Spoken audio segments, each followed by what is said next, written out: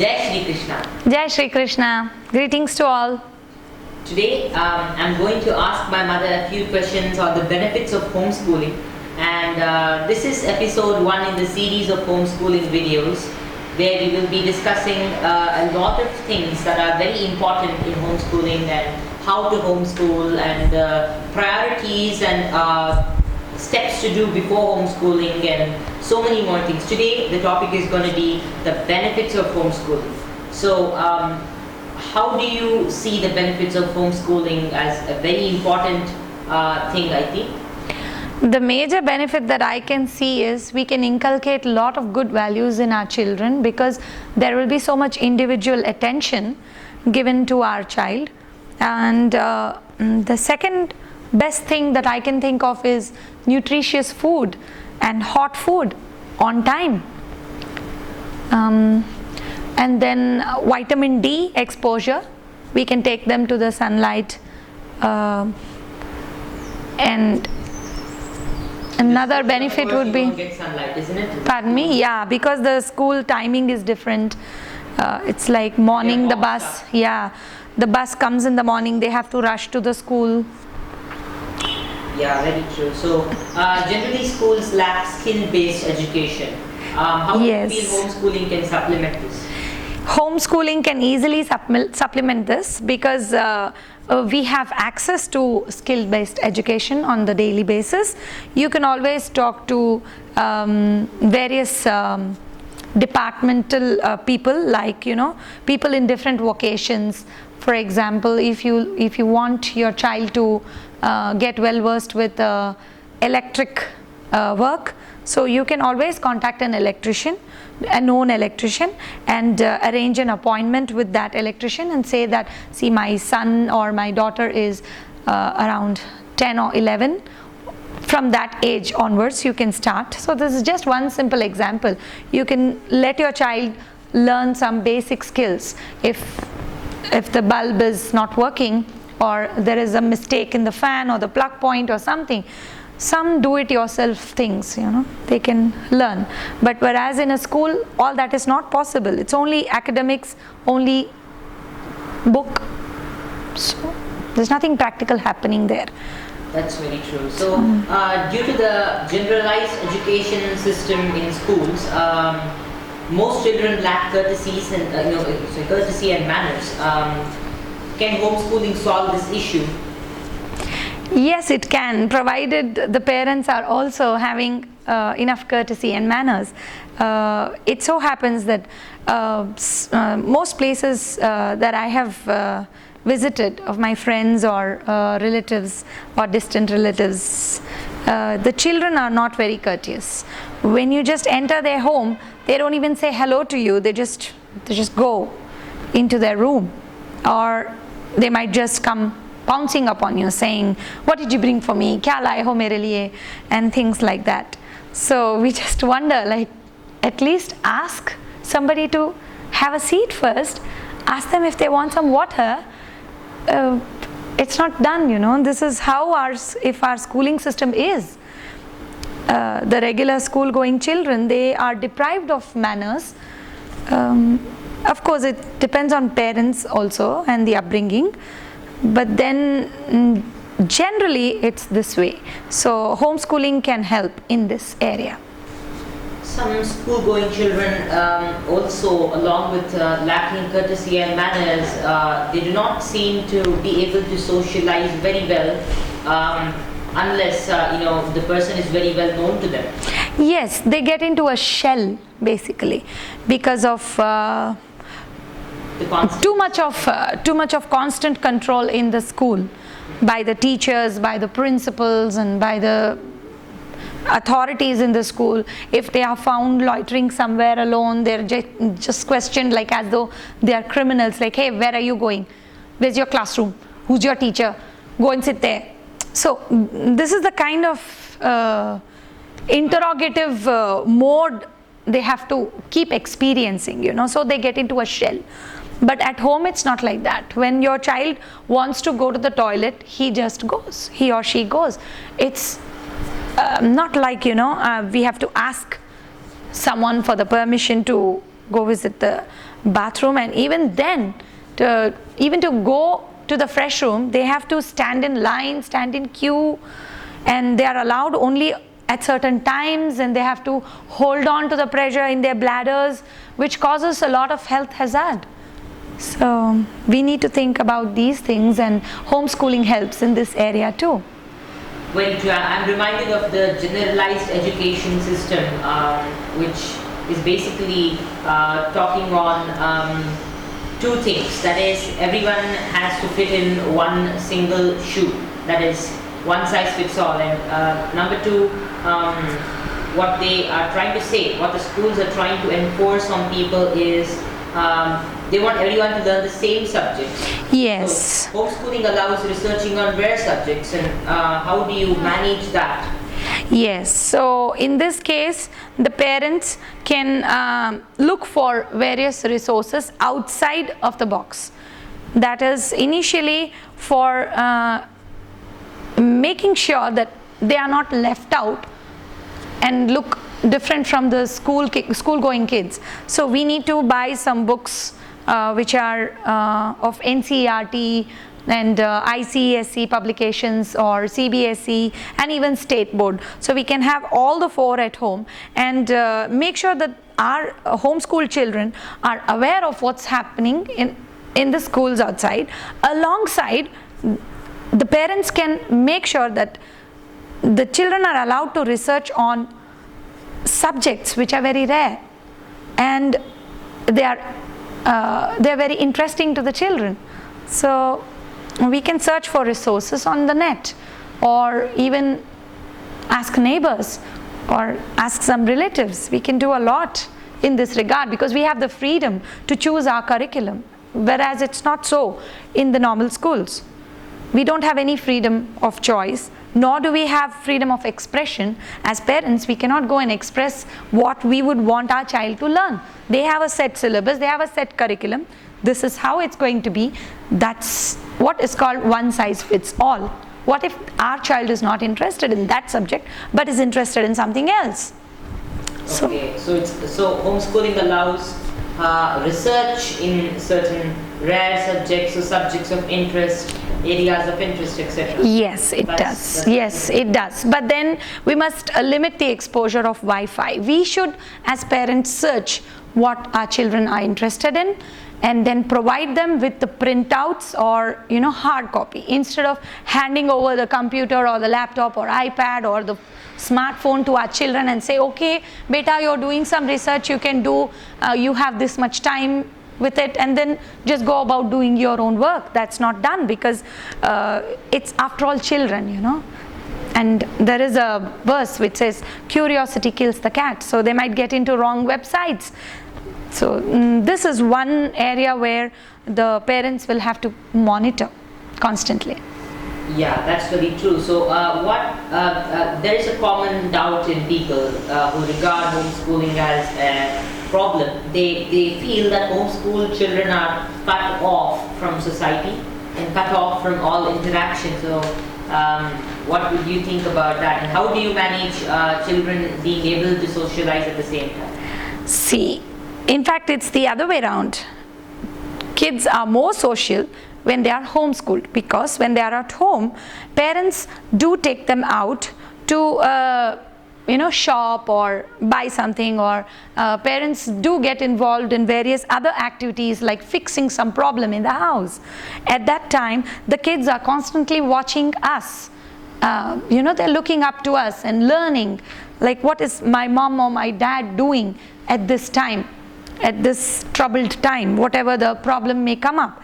But whereas in schools, they're just in front of the teacher who is having one particular subject in a particular hour, and then the next teacher comes, the same routine gets followed for the whole week, for the whole month, for the whole year.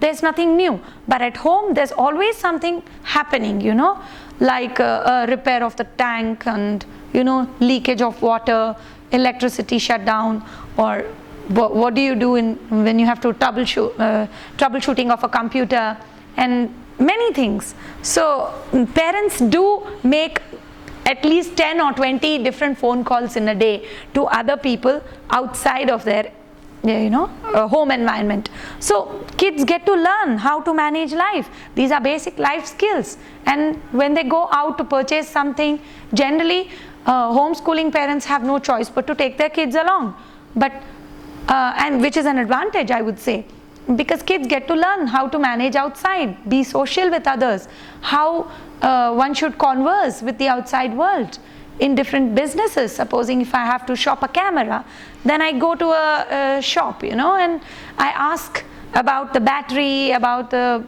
various other technical details, the tripod stand and many other things associated with the camera.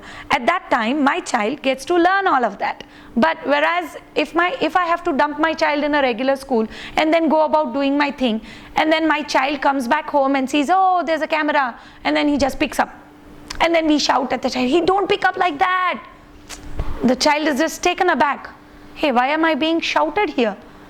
Because as a parent, you know how hard it was for you to purchase that camera. You must have spent some 30-40K outside, and all these details the kids do not know. They just come and pounce upon the product which is kept at home, innocently of course, but the children want to know what is that. So if they are with you, they know how hard it is, how difficult it is for you to have purchased a 40K camera.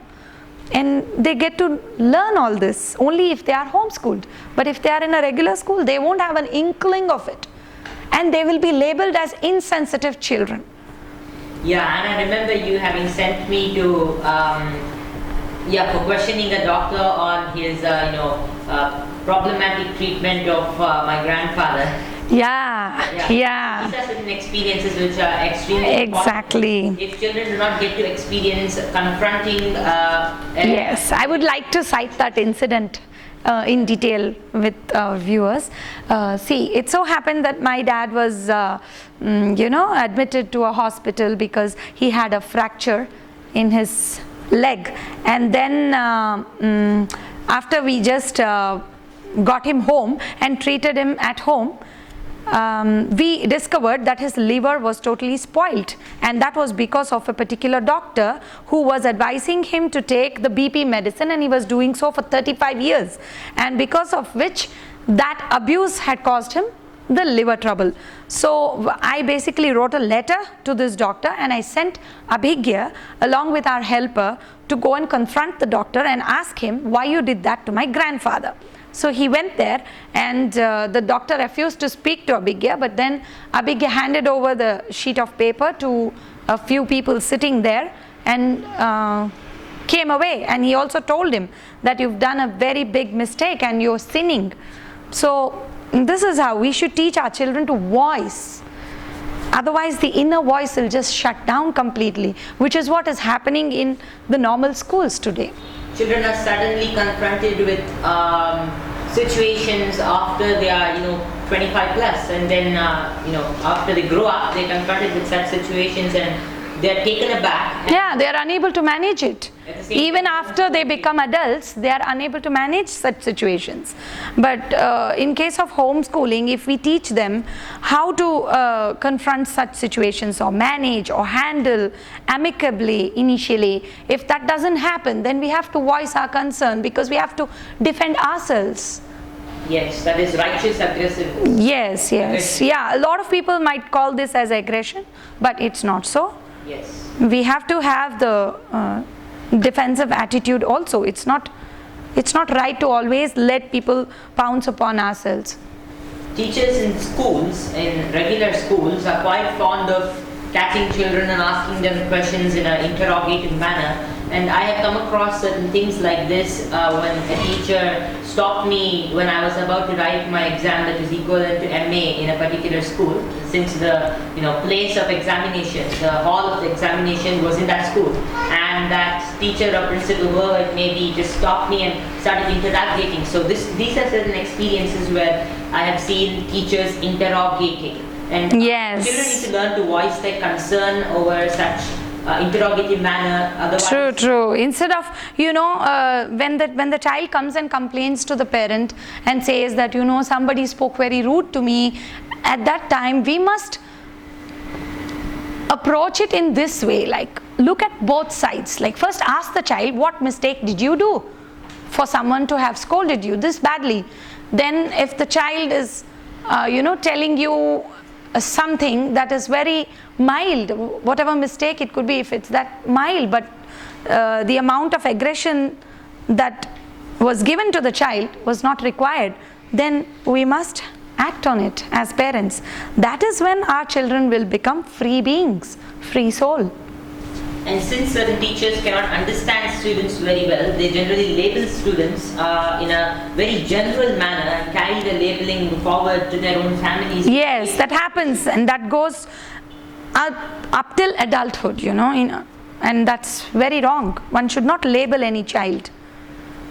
Like if a child is not able to answer some question in the class due to some reason, maybe the child is having a stomach ache or a headache, the teachers must not blame them and label them and say that, you're so dumb, I asked you this question and you're not able to answer it. So that child will always remember this, because everybody would laugh around that kid. So he'll always feel, oh yeah, maybe I'm dumb. So even if that child is able to answer something in the future, he will always remember the label. So there are innumerable advantages of homeschooling. Yes, of course. Summarize whatever you said in a few words.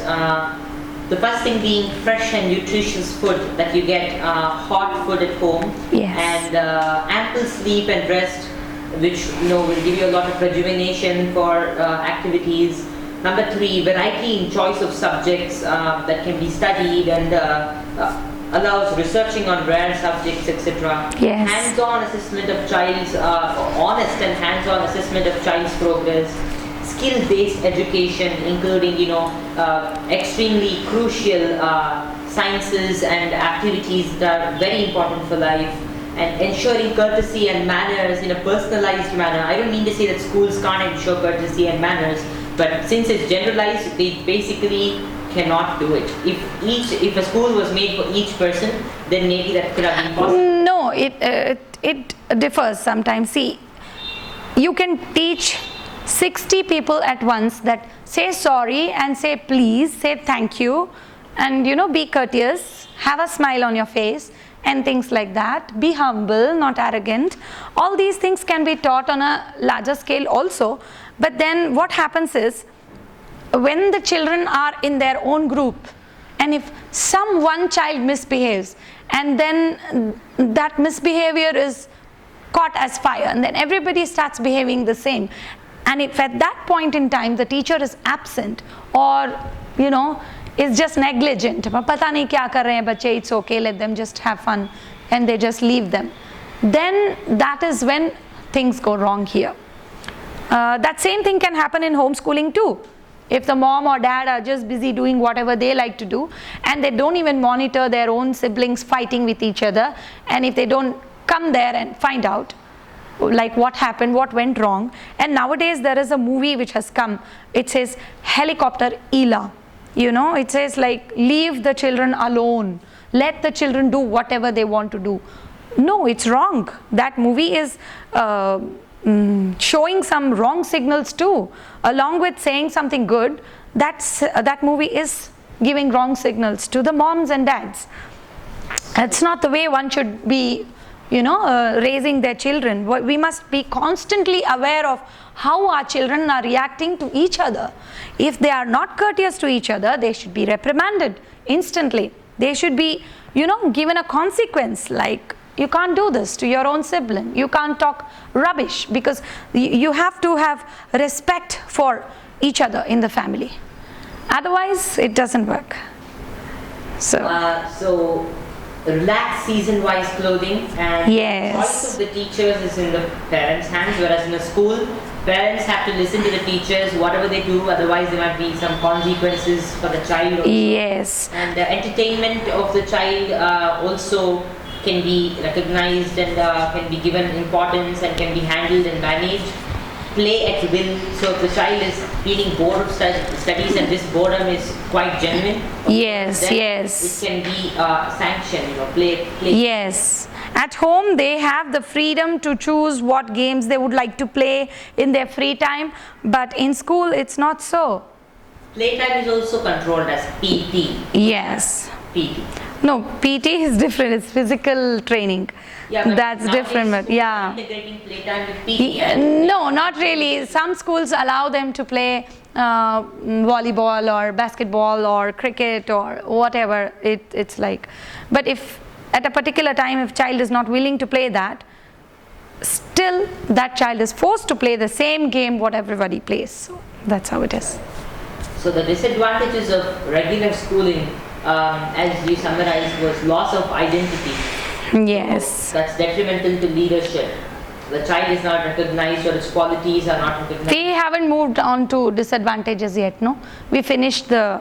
Yeah, correct. You mentioned some of them while talking about this. Anyways, you can... So we will finish this clipping now here and then restart with the disadvantages again.